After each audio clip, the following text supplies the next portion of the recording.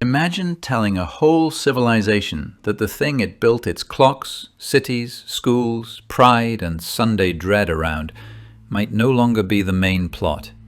Not a recession, not a strike, a rewrite. G'day, I'm the AI voice clone of Aurum Archon. Charming, I hope.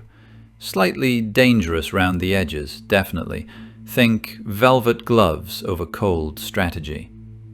And here's the question that keeps rattling around like a loose bolt in an old trail bike engine. What happens when work stops being the main organizing force of life? For about 2 centuries, especially in industrial economies, paid work has been more than income.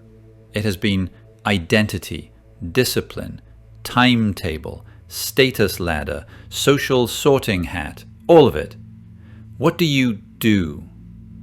We ask that before we ask what you love, what you fear, what kind of life you'd actually choose if no one was watching.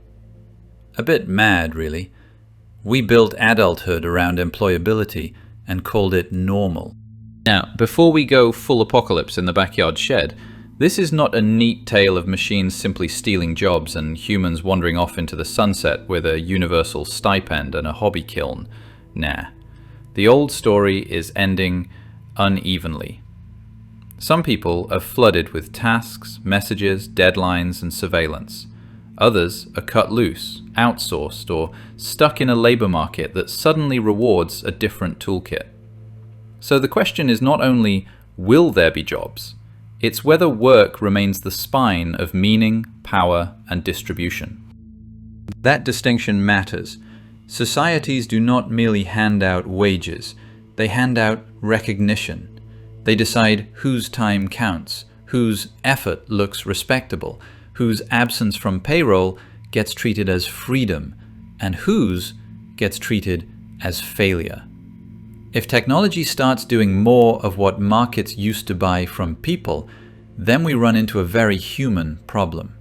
If labor is no longer the gatekeeper to dignity, what replaces it? And I know, every generation thinks the ground is shifting. Usually it is.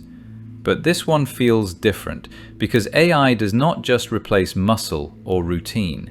It reaches into language, judgment, coordination, planning, even that white-collar glow we used to mistake for immunity. Even a kangaroo could trip over this concept, and I nearly did just then. The old bargain was simple. Learn, work, earn, retire. The new one is foggier. Learn constantly, compete globally, be available digitally, adapt or be priced out. That is not just an economic update, that is a civilizational mood swing. So let's get precise. The flashy headline is AI and automation. The deeper shift is power over where work happens, how it is measured, and who captures the gain. The OECD has been pretty steady on this. The risk is not just whole jobs vanishing, but tasks within jobs being transformed. In earlier OECD work, a smaller share of jobs faced high full automation risk than the public feared, but a much larger share faced significant change.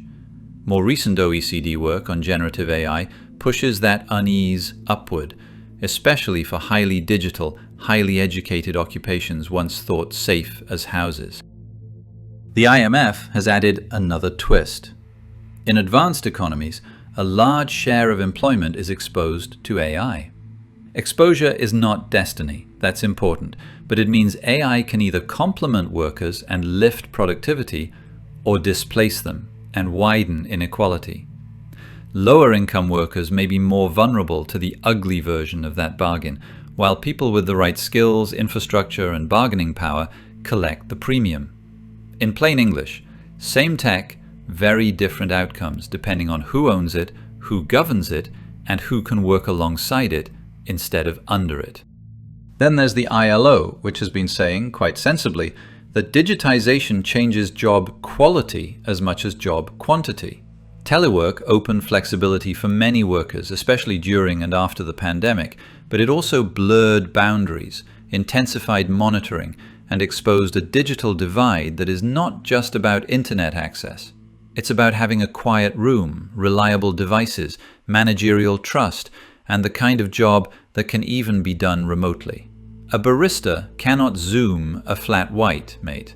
A call center can move continents overnight. Outsourcing and remote work together redraw labor markets. Firms can search wider, workers can reach further, and wages can be pressed from both ends. Some workers win autonomy and access, others get turned into interchangeable tiles on a global dashboard. OECD and ILO analysis both point toward rising demand for skills that are social, analytical, digital, and adaptable. Not just coding, by the way, communication, problem-solving, management, teamwork, learning how to learn. That phrase always sounds a bit smug, but it's true. And here's the sting in the tail. Productivity gains do not automatically become better lives. They can become longer availability, more fragmented careers, and a bigger premium for the already advantaged. Policy choices decide whether technology broadens prosperity or concentrates it. Training systems, wage-setting institutions, data governance, social protection for non-standard workers, rules for algorithmic management. The quality of work, not merely the count of jobs, is where the future gets decided. That's the whole trick. We keep asking whether there will be enough work, when we should also ask what kind of work deserves a human life wrapped around it.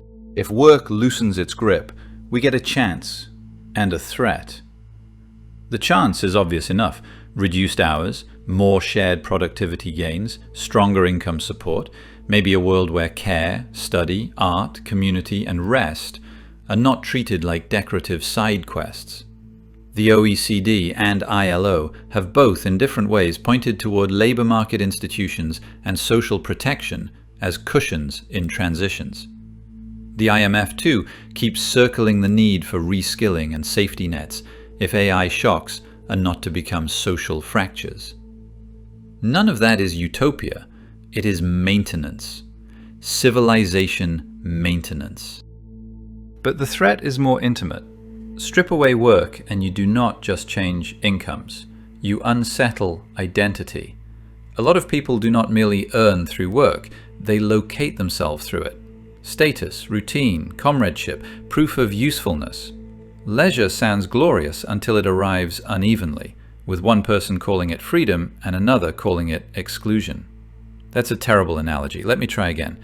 Retirement on a yacht and involuntary idleness in a cramped flat may both involve not working, but they are not remotely the same social experience. So a post-work future, if it comes in pieces, will force a moral decision. Do we keep tying worth to market wages, which would make technological abundance feel like mass redundancy, or do we redesign social value so that raising children, caring for elders, volunteering, making things, learning things, and simply being available to others count for more than a line on payroll software? That sounds soft. It is not soft at all. It is a reallocation of honor. And inequality sits there like a snake in the grass. If AI boosts output while ownership stays concentrated, then liberation from work may belong mostly to capital, not to people. A few enjoy autonomy. Many absorb precarity. Fewer hours for some, endless hustle for others. More convenience at the top, more invisibility below. That is not the end of work. It is the refinement of hierarchy. So after work, what remains? Maybe culture, maybe care, maybe politics, finally forced to answer what economies are for. Or maybe we discover that humanity, having spent generations worshipping productivity, has forgotten how to justify itself without a timesheet. That's the unsettling bit, isn't it? We may be clever enough to automate labor before we are wise enough to redistribute meaning. I'll leave you there with that cheerful little thundercloud. Next time we'll keep picking at the future and see what crawls out.